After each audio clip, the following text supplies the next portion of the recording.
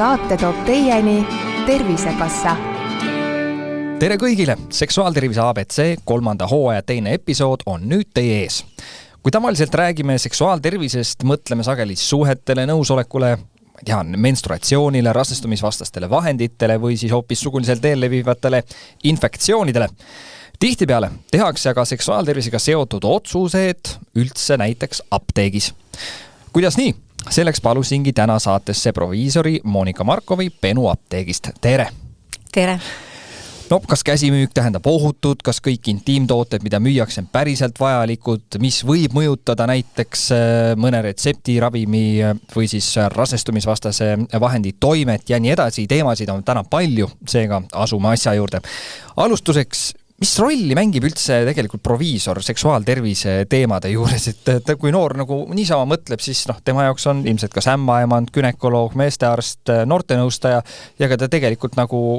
tihtipeale ei mõtlegi sealt edasi, aga selleks, et mõni retseptiravim kätte saada või üldse tegelikult midagi kätte saada, mis aitaks, siis tuleb ikkagi apteeki minna ja tegelikult seal on väga pädev spetsialist. Jah, et tegelikult apteeker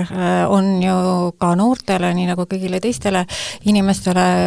üks kõige kättesaadavamaid teenuseid, tegelikult tervishoiuteenuseid, sellepärast, et me oleme lahti 7 päeva nädalas ja mõned lausa hilisõhtuni välja. Ja tegelikult tõesti ka noored tulevad apteeki väga erinevate tervisemuredega või lihtsalt ka nõu küsima alates kondoomide ostmisest, SOS-pillideni ja samuti siis juba kindla konkreetse murega. Ja tegelikult tullaksegi võib-olla otsima sellist kindlustunnet ja hästi oluline ongi kuulata ja rääkida siis selle noorega. Ja võib-olla tõesti, et siis küsitakse oma toodete kohta, mida nad juba on kasutanud, et kas see on kindel valik, kas see on ohutu. Ja vaat siin ongi siis apteekri roll juba hästi oluline, et kuulata, mida ta tarvitab ja mis küsimused tal on ja siis sealt juba tükk-tükki haaval seda pilti hakata kokku panema. Kas see on selline vananenud, iganenud stereotüüp, et apteek on vanade inimeste koht, et sinna nagu muud inimesed ei satu? No see on küll jah juba. Et sinu jutus selles mõttes oligi nagu tore kuulda, et noored tulevad ja küsivad, et minu jaoks oli see nagu natuke üllatus, et tõesti tullakse ja julgetakse küsida ja teatakse küsida. Ja tegelikult küll, et ma ütleks, et noored, eks me peame aja kaasas käima ja tegelikult, et noored on palju avatumad võib-olla isegi kui eakamad inimesed ja noored julgevad küsida ja julgevad ka siis tegelikult nagu ütleme individuaalselt pöörduda, kui ta tahab natukene rahulikumalt või ütleme personaalsemat küsimust ja vastuseid saada, siis ta seda ka ütleb otse välja ja noored on selles mõttes käivad apteegis väga-väga usinasti. Kui nad usinasti käivad, siis esimene teema, millest kindlasti tahaks rääkida, mis puudutab, ma arvan, ka noori, on käsimüük, käsimüügiravimid.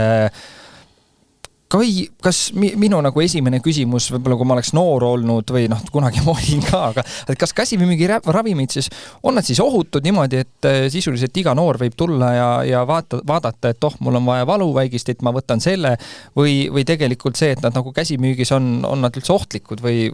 kuidas sellele nii-öelda ligineda või läheneda sellele teemale? Jah, et tegelikult võib öelda nii, et kui ta on käsimüügiravim, siis ta on nagu ohutu, aga tegelikult siiski mitte, sellepärast, et iga ravim on mürk, nagu meile koolis õpetati, eks ole, ja nad võivad olla tegelikult hoopis ka potentsiaalselt ohtlikud, et see, mis sobib ühele, see ei pruugi sobida teisele ja siin on juba väga oluline see, et millal, mida, kui palju tarvitatakse, mis ravimeid veel tarvitatakse, kas on mingi krooniline haigus, mingid ka isegi käsimüügiravimid, mis tihtipeale unustatakse ära, et need käsimüügi erinevad ravimid, toidulisandid, nõndanimetatud meditsiiniseadmed, et ka see ei ole ohutu, et ka nendel on toimed ja siis võib juba tekkida koostoime. Mis siis see põhiline nii-öelda meeldetuletus või hea sõnum nagu noortel on, et kui nad nagu mõtlevad või nad tunnevad, et neil on välja käsimüügiravimid, siis mida teha, et kas tuleb siis kohe tulla proviisori juurde või lugeda ravimiinfolehte? Alati me ütleme ka kaasa tegelikult kõikidele oma apteegi külastajatele, et lugege see infoleht hoolikalt läbi. Aga tõesti, et tegelikult me näeme seda nii palju, et tegelikult haaratakse ütleme, kuna kõik on avatud riiulitel, täitsa need käsimüügiravimi pakend ja tegelikult kiirustatakse nagu apteegist välja, et väga raske on, apteekri roll on olla selles mõttes siuke näitleja seal, et siis püüda ikkagi öelda need mingid õpetussõnad kaasa ja tegelikult ütleme, teinekord tuleb sellisest vestlusest välja hoopiski need ohumärgid, eks ole, et me ei tea üldse, kas ta tarvitab õigesti,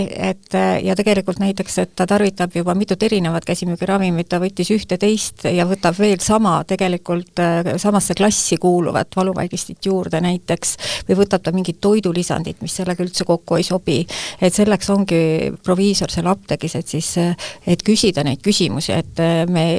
küsime neid võib-olla rohkem, kui võib-olla mõnikord inimestele meeldib, aga samas jälle me oleme saanud ka väga-väga-väga tänuväärset tagasisidet, et kui me ikkagi neid küsimusi küsime.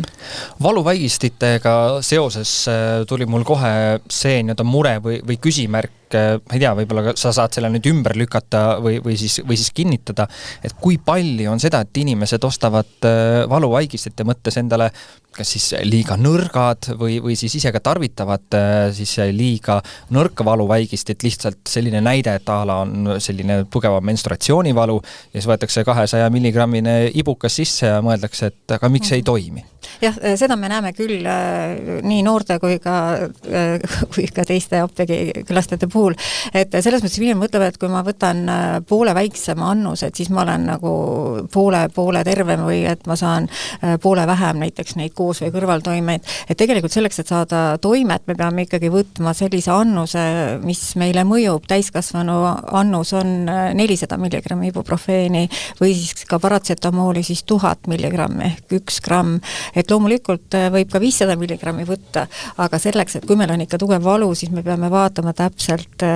seda instruktsiooni, kui palju on täiskasvanu annus. Osad kardavad ka väga seda, et kui ma nüüd paratsetamooli olen ära võtnud, siis kindlasti midagi muud ei tohi võtta. Kuidas sellega on? Tegelikult võib ikka, aga hästi oluline ongi siin siis juba järgida seda, et kui ma olen juba võtnud just paratsetamooli, et ma kohe seda ibuprofeeni siis sinna otsa või dexketoprofeeni või mis iganes teist käsimüügis olevat valuvaigistit või kui tal on ka retseptiravim, mida ta teab, et ta on tarvitatud, tal on välja kirjutatud see mingi valu puhul, et seda ta siis sinna otsa kohe ei võta ja tegelikult kas või siis küsida juba siis, kui ta tuleb näiteks apteegist, ega ta ei peagi tulema ju apteeki midagi ostma, et ta võib ka tulla lihtsalt ja küsida ju nõu, et tal on selline probleem, selline sümptom ja mida siis selle puhul ja kuidas, kui palju tarvitada. Aspiriin on ka selline ravim, mis siis valu vaigistab, aga aspiriin vist teeb midagi muud ka? No aspiriin on väga erinevates annustes, eks, ja siin me siis juba küsimegi juurde, et kas on tegemist siis valu vaigistava annusega või siis on vere vedeldamiseks annus, aga loomulikult kellel on niigi näiteks mingi võimalus või et tal on veri juba liiga vedel, me ei tea seda, me kunagi tegelikult seda aspiriini niimoodi esimese valikuna ei soovita praegu, et pigem jääb sinna paratsetamool, ibuprofeen, kui on see valu, nüüd kui me räägime konkreetselt ainult valuvaigistitest. Seda ma just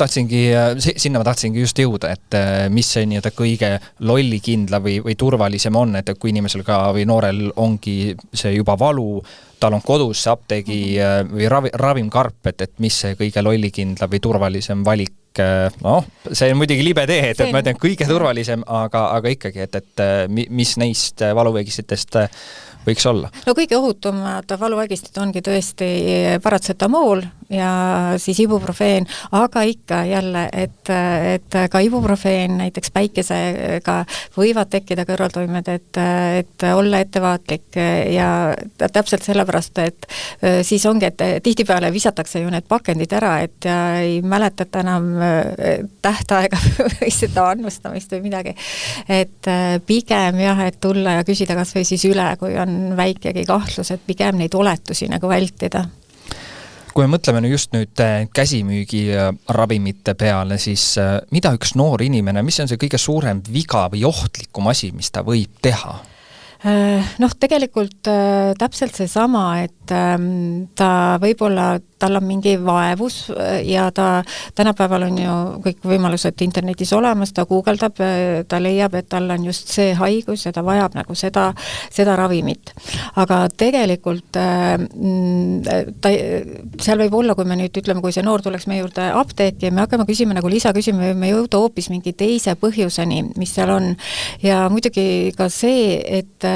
ta räägib sõpradega, sõbrannadega ja siis leitakse, et tead, mul oli see sama asi ja mulle ei vaadanud selline ravim, minule aitas see või jäi see üle, et proovi sina ka seda, et kindlasti mitte see, mis sobis esiteks ühele, ei pruugi sobida teisele ja meil ei pruugi olla üldse sama sümptom, mis vajab nagu sama ravi. Kui palju või kui suur probleem see sinu hinnangul üldse on, et jagatakse tegelikult oma ravimeid, on nad siis kas käsimüügi või ka retseptiravimid? Jah, see on, ma usun, et see on probleem, aga ma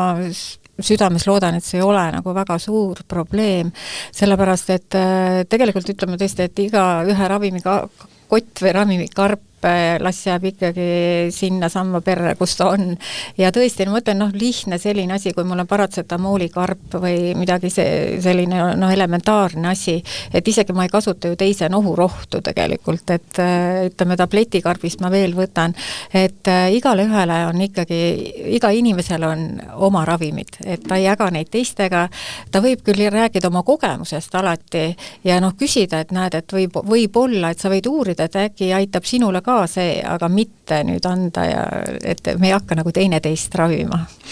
Enne kui me läheme retseptiravimite juurde, kuhu siis kuuluvad ka mõned rasestumisvastased vahendid, siis ikkagi tahaks selle ka küsida, kui palju noorte seas sa ise tähendad, et tahetakse või loodetakse sellisest looduslikest abivahenditest seda nii-öelda kasu või tuge, mida tegelikult annavad meile päris ravimid. Et kas see on kuidagi nüüd ajaga kasvanud, et ei usaldata ikkagi, et öeldakse, et nagu sa ise ka ütlesid, et siin et ravimid on mürk, aga et kas me liigume selle rohe suunas ka sellises mõttes? Kindlasti, et kuidagi eks neid looduslikke, see nõndanimetatud looduslikke vahendeid tuleb nagu kogu aeg juurde või selliseid naturaalseid vahendeid aga see tegelikult see looduslik ei tähenda ju tegelikult ohutut ja sõltub ka sellest, et kui palju on neid tegelikult kontrollitud kõiki, kus me neid ostame, et kas see on nagu üldse aktsepteeritav allikas, kus me neid ostame, kui palju on tehtud uuringuid nendega, et sinna tegelikult seal tekib alati nagu see küsimärk, et see looduslik ei ole alati ohutu, see kindlasti ei ole ohutu. Ja nüüd veel selline küsimus siia, et kui palju tegelikult noored ikkagi tulevad apteeki siis pigem lahendust nagu ostma kui nõu küsima? Jah, tegelikult me näeme seda küll, et noor tuleb juba üsna kindla sooviga. Ja selles mõttes, et eks neid noori on nagu nii ja naasugused, et mõni ei tahagi üldse tõesti nagu mingit lähenemist, et ta tuleb selle sooviga, ta ei tahagi seda nõu, me ei saa seda talle peale suruda, aga tegelikult, et me alati nagu püüame ikkagi nagu nende täpsustavate küsimustega, nagu ma ka eelpool ütlesin, et jõuda nagu lähemale sellele probleemile, mis tal on, et mille jaoks tal seda tegelikult vaja on, et hästi oluline teada, et kas ta on juba midagi kasutanud, et võib-olla ta tuleb mingi probleemiga, näiteks võtame lihtsalt näiteks mingi seeninfektsioon või bakteriaalne vaginoos, et ta on juba midagi kasutanud, aga ta tegelikult ei teagi, kas tal oli see konkreetselt see haigus ja kui ta on juba käsimüügis midagi kasutanud ja siis tegelikult näiteks ei olnudki üldse tegemist, ütleme selle bakteriaalse vaginoosiga, aga tegelikult selle mitmete erinevate käsimüügiravimite kasutamisega või nende nõndanimetatud looduslike vahendite kasutamisega ta tegelikult peidab nagu neid sümptome ja pärast sellist kliinilist pilti hinnata on juba keerulisem. Ehk siis kui noor praegu kuulab, siis kui noortenõustaja, naistearst või perearst või kes iganes nii-öelda tervishoiutöötaja ikkagi on andnud väga selge soovituse, et sul on seda vaja, siis jah, see on okei, et sa tead, mida osta, aga teisalt, et kui sa lähedki ise nii-öelda oma ise ennast diagnoosinuna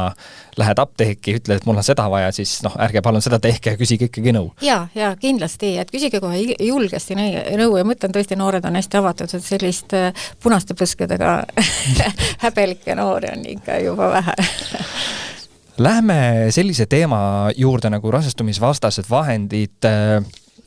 Kui me nagu mõtleme, siis tavaliselt, kuidas need välja kirjutatakse, kõigepealt minnakse nõustamise juures, siis leitakse see parim vahend ja lõppude lõpuks on ikkagi see, et see inimene või noor inimene siis tuleb apteeki, ta saab selle retsepti, ta ostab selle ära ja siis ta läheb koju seda kasutama. Kui me räägime just sellistest näiteks pillidest, mida siis peab inimene ise võtma, mis nagu rasestumisvastaste vahendite juures see tegelik nagu mure on, et kas sa saad ka öelda, et see ei ole nagu asi ei ole meetodis kinni, vaid pigem on kasutaja see nii-öelda suurim lüli, kes selle vea võib seal teha, et see rasestumisvastane meetod ei ole efektiivne? Jah, pigem ütleme, et me ei saa kunagi garanteerida, et üks või kõik mingi abivahend on nagu 100% efektiivne. Aga tegelikult tulevad välja ikkagi sellised täiesti inimlikud vead, et unustatakse võtta tablett ja siis jälle tekivad küsimused, millal nagu seda võtta ja et kas kohe võtta ja tegelikult ka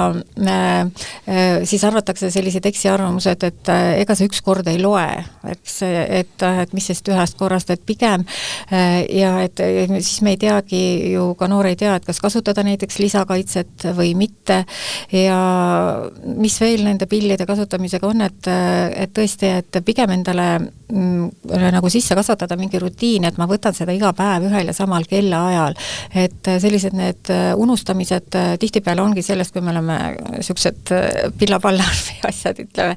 Ja tegelikult hästi oluline on ka nende unustamiste puhul see, et millal täpselt nüüd unustati see võtta, et see on ka erinev, et hormonaalne tasakaal on meil erinev, kas see pill unustati võtta nüüd seal pakendi alguses või pakendi lõpus, teatud toimeainete puhul on see veel olulisem, et siis pigem mitte ise oletada, kas tulla küsida või pigem siis kasutada juba seda lisakaitset. Rasestumisvastased meetodid ja koostoime teiste ravimitega, selge on see, et kui need rasestumisvastased vahendid välja kirjutatakse, siis see list on juba tavaliselt ees, et mis see nii-öelda ajalugu seal inimesel on, mis ravimeid ta võiks võtta, aga kui näiteks juhtubki nii, et mõni noor võtabki käsimüügist mõne ravimi, kas käsimüügis on mõni selline ravim, mida ta võib nii-öelda iseseisvalt võtta, keegi sellest suurt midagi ei tea ja tegelikult see siis kuidagi mõjutab näiteks pillide efektiivsust? No ütleme, tegelikult õnneks on need hästi nende pillidega otseselt selliseid väga palju neid koostoimeid ei ole, küll aga tänapäeval hästi palju kasutatakse, elu on keeruline, inimestele väga palju stressi, pingeid ja kasutatakse erinevaid ka selliseid looduslikke vahendeid oma stressi leevendamiseks ja üks, mida võiks iga noor ka meeles pidada, et kes siis tarvitab hormonaalseid rasestumisvastaseid vahendeid, et selline punane lipuke võiks olla nende looduslike preparaatide juures, kus sees on naiste puna, et seal küll võib siis toime enam mitte siis nii efektiivne olla. Sa ütlesid looduslik ja mina muidugi mõtlesin väga kohe nii-öelda rikutult, aga rikutult puhtalt sellepärast, et see on probleem täna.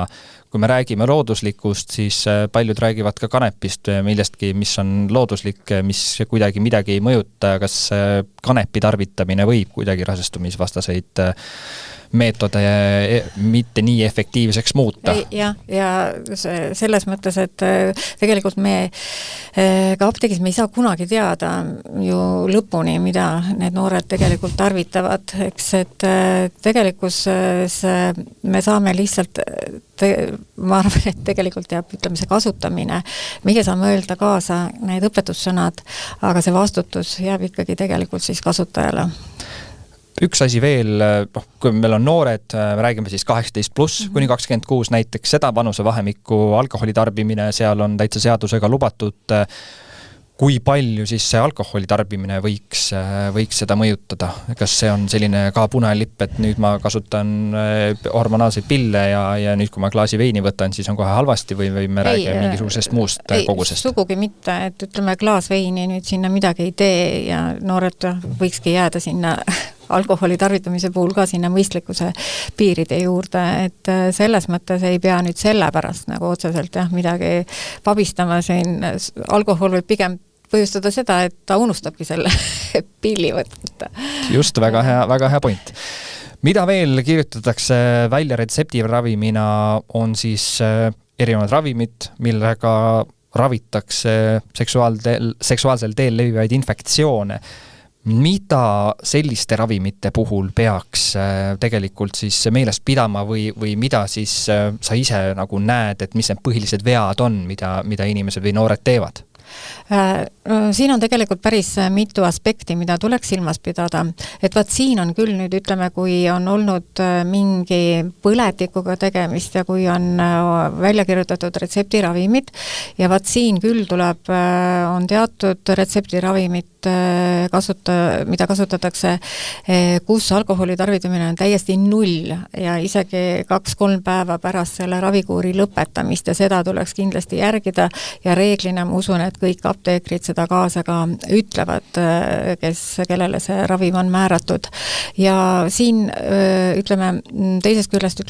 kui on mingid antibiootikumi kuurid, võib tegelikult see põhjustada meil hoopis mingid mikrofloora häireid ja vaat siis on juba jälle võimalik kasutada erinevaid, kas probiootikume küll kasutatakse suukaudselt, kuid ütleme sinna tupekeskkonda nad väga ei jõua, et siis pigem tuleks kasutada mingeid selliseid probiootilisi juba küünlaid, mida me saame nagu soovitada ja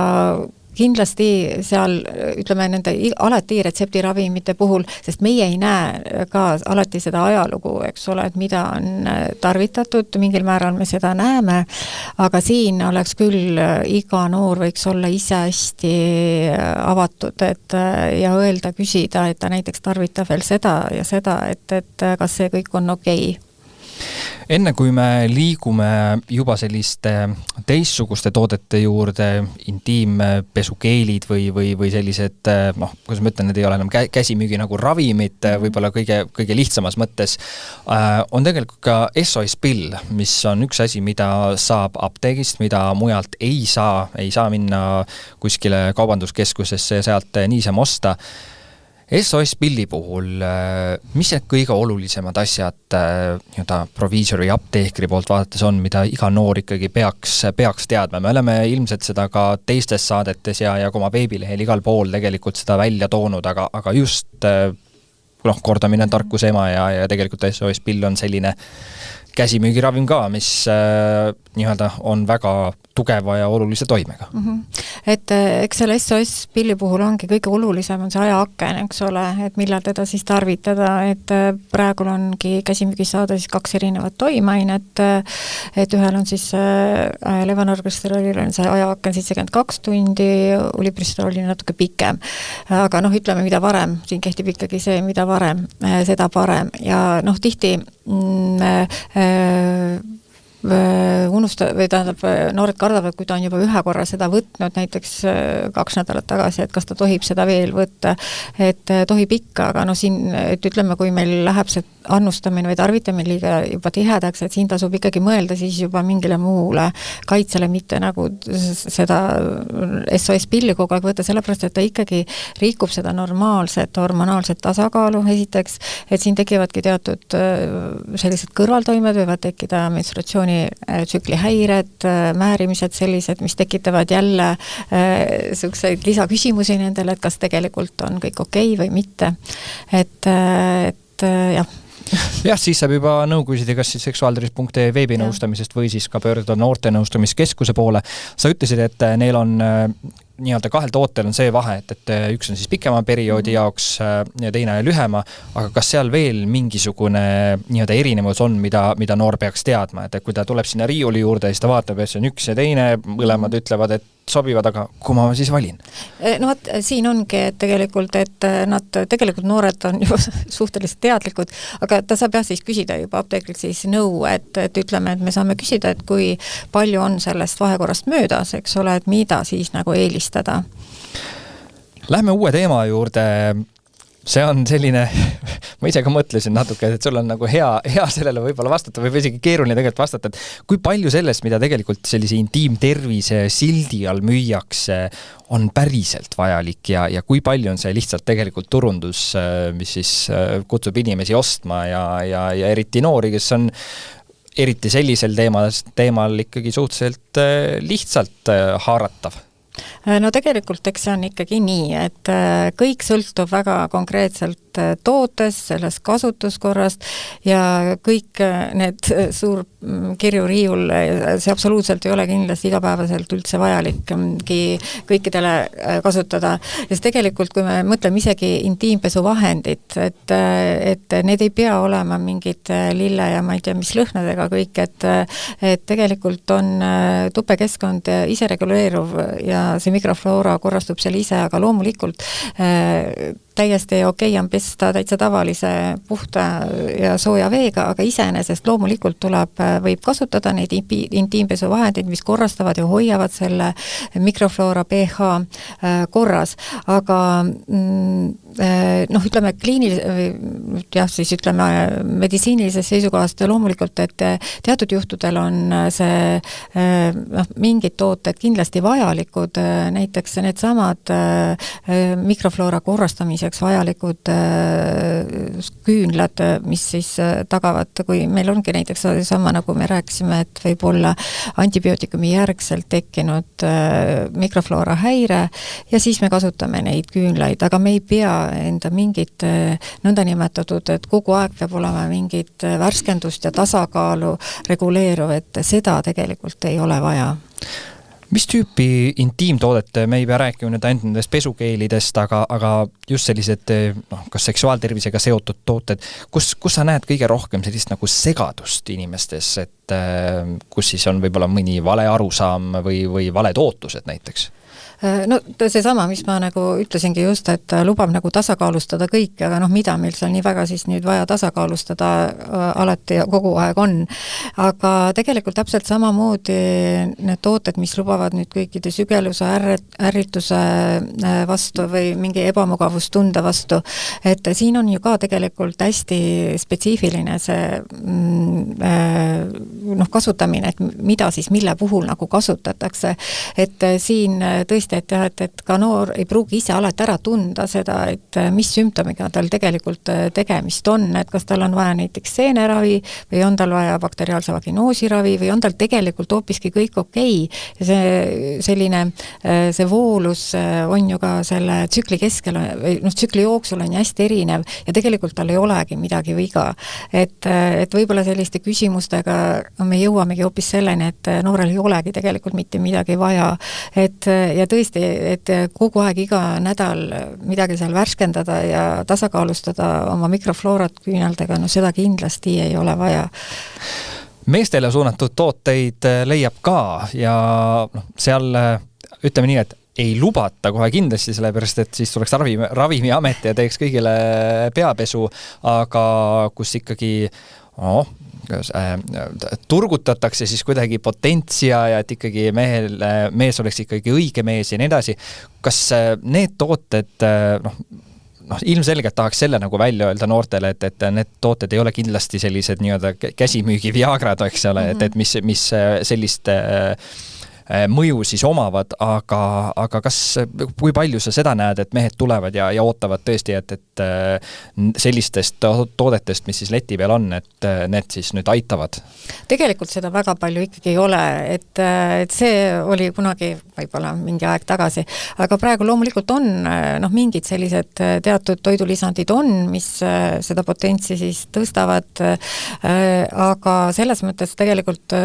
ma olen pigem täheldanud seda, et et ka mehed käivad väga palju arsti juures ja siis juba leida koos arstiga juba sobivad vahendid võib-olla, et selles mõttes, et sellist apteeki tegelikult sellist, ma arvan, et võib-olla nad leiavad internetist rohkem seda, mis nüüd lubab kõike, kui apteegis see riiul sel puhul nii atraktiivne ei ole. Kui sina annaksid praegu noorele inimesele nõu, siis kuidas olekski kõige lihtsam eristada seda, et kas toode on päriselt siis abivahend või lihtsalt hästi pakendatud lubadus? No vaata,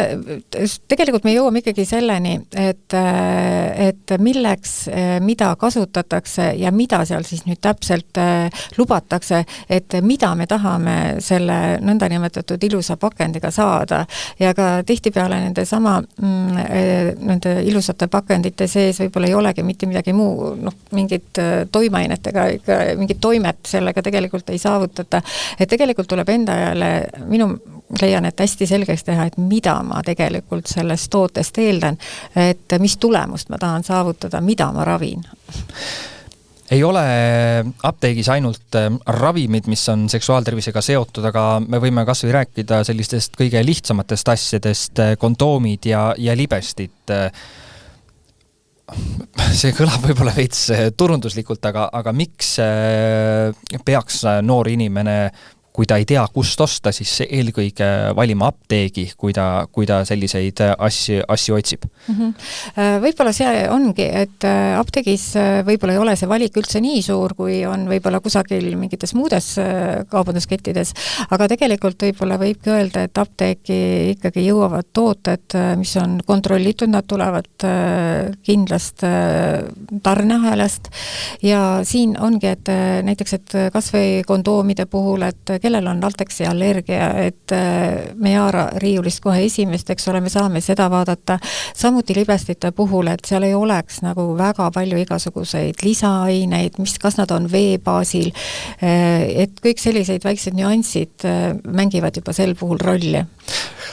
Ma lihtsalt hakkasin praegu mõtlema, et kas seda ka juhtub reaalselt, et inimene tuleb, ostab kondoomi ja siis kondoomipaki ja siis apteeker küsib, et vabandust, igaks küsin, ega teil lateksi allergiat ei ole? Ei, pigem seda me ei hakka küsima, et muidugi võib-olla võikski küsida, jah, aga ma mõtlen, et eks see tegelikult, kellel see on, et see kindlasti seda ütleb, et seda me oleme täheldanud päris palju, et selles mõttes küll, et kui ta ise ei suuda sealt leida, et seda küll, et ta jah, seal võib-olla teiste ees pikas järjekorras ei hakka seda küsima, et Samas, mida juba täna saab teha, on see, et ka noor saab osta ju veebiapteegis sellised tooted ja kenasti siis koju kätte saada. Liigume teema juurde, mis on juba veidi tõsisem. See on siis see, et kui enam iseseisvast ravist ei piisa, milliste seksuaaltervise või intiimtervise murede puhul peaks siis inimene sinu hinnangul juba kindlasti aru saama, et siin ei piisa ainult sellest, mida inimene saab sealt apteegist käsimüügist osta või et saabki ainult nende toodetega oma mure lahendatud? No vot, tegelikult siin ongi mitu võib-olla punkti, mida me võiksime mainida, on tegelikult see aeg ja korduvus, et näiteks, et kui me oleme mingit seda sümptomit ravinud, see kestab mitu päeva, ta ei taandu, tuleks pöörduda arsti juurde või ta küll taandub, aga tuleb jällegi tagasi. Et siis ei ole selline iseravimine enam sobilik ja tuleks juba ikkagi pöörduda arsti poole. Samuti näiteks, et kui on mingi, ütleme see sügelus või voolus või valulikkus on nii intensiivne, et võib olla tegevust ja mingi infektsiooniga, et meil ei ole enam iseravimisest, et sel puhul näiteks korduv erinevate käsimüügiravimite proovimine ei ole enam otstarbekohane ega mõttekas. Ja kindlasti erinevad sümptomid, see sümptomite iseroom, näiteks, et kui meil esineb mingi tugev valu või veritsushäireid või ebaloomulik veritsemine, samuti näiteks palavik, mis võib olla, et selline üldine halb enesetunne, see juba viitab ikkagi kindlasti mingile tõsisemale probleemile ja tuleb pöörduda arsti juurde. Ja ütleme, tegelikult võibki juba kokku võtta sellega, et tegelikult kui see ravi, see esmane ravi, mida me oleme proovinud, et see ei anna seda oodatud efekti, et siis tegelikult ma ikkagi annaks või julgustaks, et meil ei ole mõtet proovida sealt riiuli pealt nagu ühte, teist ja kolmandat veel edasi, et lähme juba siis ikkagi arsti poole. No et juba diagnostikat teha, et arst juba oskab ikkagi, sest meie apteeker ei saa panna diagnoosi, et meie saame nende kirjeldatud sümptomite puhul teha nagu järelduse, et mis haigusega võib tegu olla ja soovitada käsimüügis siis midagi, aga arst ikkagi paneb siis lõpuks selle diagnoosi ja vajadusel siis juba määrab tugevama nagu retseptiravimi. Ma usun, et siin vanusegrupiti see küll erineb, aga palju räägitakse sellest, et kuidas inimesed kohe igasuguse esimese peavalu ja palaviku korral pöörduvad EMO-sse. Kui palju on seda, et püütakse nii-öelda viimases juba siis, kui on hilja, ikkagi tullakse apteeki, ei taha öelda, et seal pool lombakana või surnunaga, et tahetakse ikka veel nagu iseseisvalt oma mure lahendada ja siis apteeker peab ütlema, et kuulge, et aitab nüüd, et tegelikult peaks pöörduma päriselt spetsialisti poole. Ma arvan, et siin ongi tegelikult see on inimeseti erinev, et on need, kellel on see valutaluvus või ütleme, närvisüsteem on selline, et ta lähebki kohe iga väiksema hädaga lähebki sinna EMO-sse ja on siis järgmine, kes ei lähe sinna absoluutselt mitte, eks ole, et püüab nagu ise ennast viimase piirini nagu ravida, et tegelikult ka noorte puhul, et võib-olla noored tegelikult ma arvan, et ei lähegi sinna EMO-sse nagu esimeste sümptomite puhul ei torma sinna EMO-sse, nad proovivadki ise ravida, aga tõesti ma ütlen, et pigem mitte teha igasuguseid erinevaid oletusi, et kui tekib ikkagi kahtlus ja pigem tulla ja küsida nõu. Noored võivad, ma kindlasti ei ütle, et nad kindlasti seda teevad, aga mõelda seda, et võib-olla nagu tühine asi, et ma ei taha nagu nõu küsida, siis apteeki ilmselt võib alati tulla ja küsida, et keegi ära nagu ei saada ju. Kindlasti, et pigem nagu hästi julgelt nagu küsida, et mida avatum inimene on, noor on, et see teeb ka meil nagu ütleme selle toodete soovitamise või ka ravijuhiste andmise nagu palju lihtsamaks, et kui me saame nagu avatud vestlust ja ma ütlengi tõesti, et ei pea kõikide juures seda ju siis rääkima, et alati saab kutsuda apteekri kõrvale, kui selleks on aega ja võimalust ja me saame nagu seal riiuli juures siis juba need ka intiimsemad küsimused ära arutada. Osades apteekides on ka need need ruumid, et sisuliselt saab juba sinna sellise nõustamispunkti ka juba püsti panna. Kui me liigume tänasesse päeva, mis tavaliselt inimestel võrdub juba natukene interneti ja veebist ostmisega, siis tihtipeale internet tundub olevat oma tulede ja viledega kodulehed, kus üks soovitab, teine soovitab, öeldakse, et sellel on see sertifikaat, aga laias laastus seda sertifikaati tegelikult ei eksisteerigi. Kui suur see internetist või veebipoodidest, just nimelt ma jätan siit apteegid välja, kui suur probleem see tegelikult on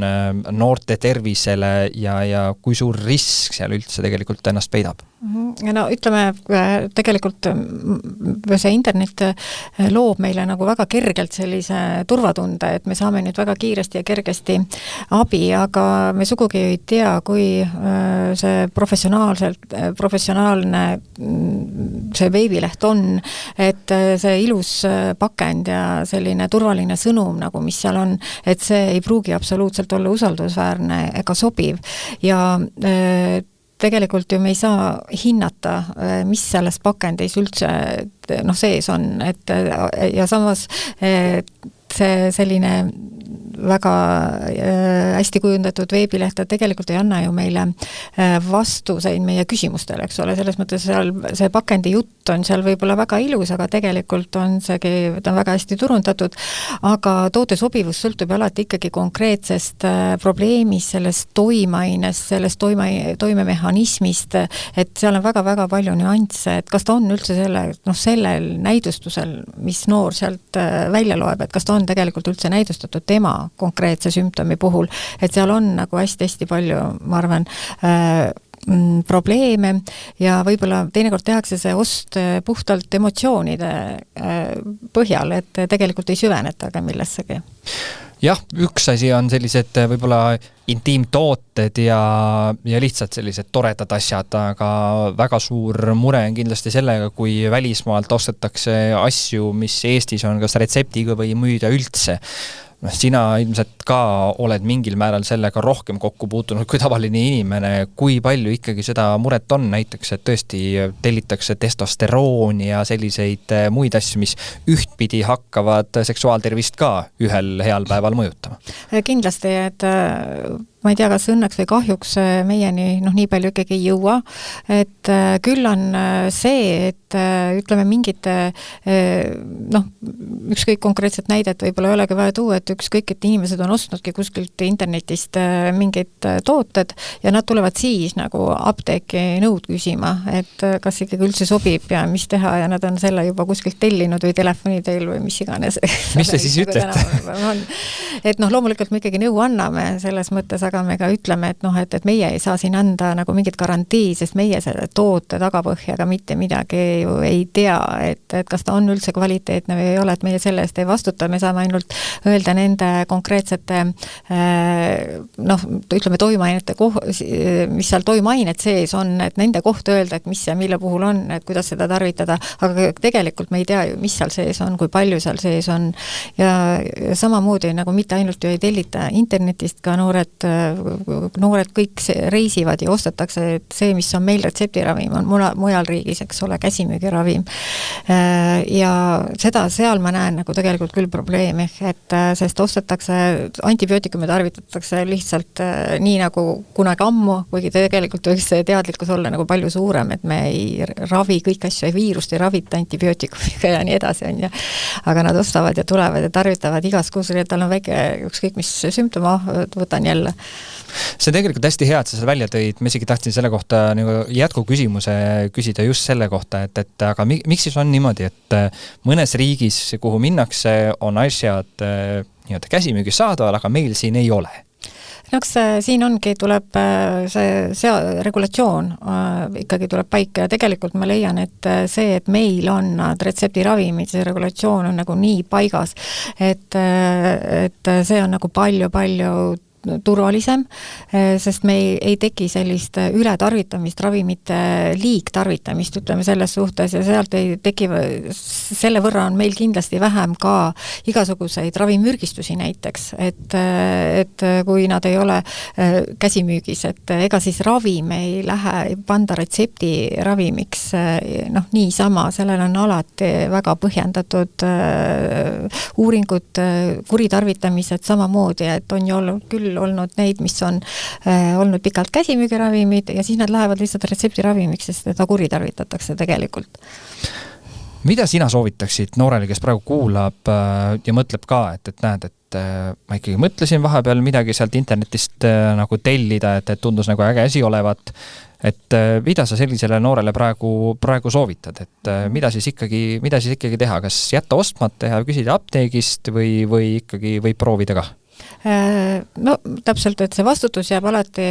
kasutajale endale, aga tegelikult tasuks nagu mõelda mõnele lihtsale küsimusele, et kas ma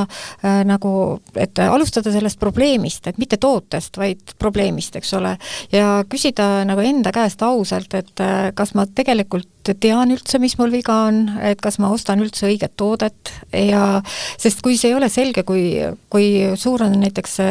risk ju valida sel puhul hoopiski vale toode, et pigem jätta siis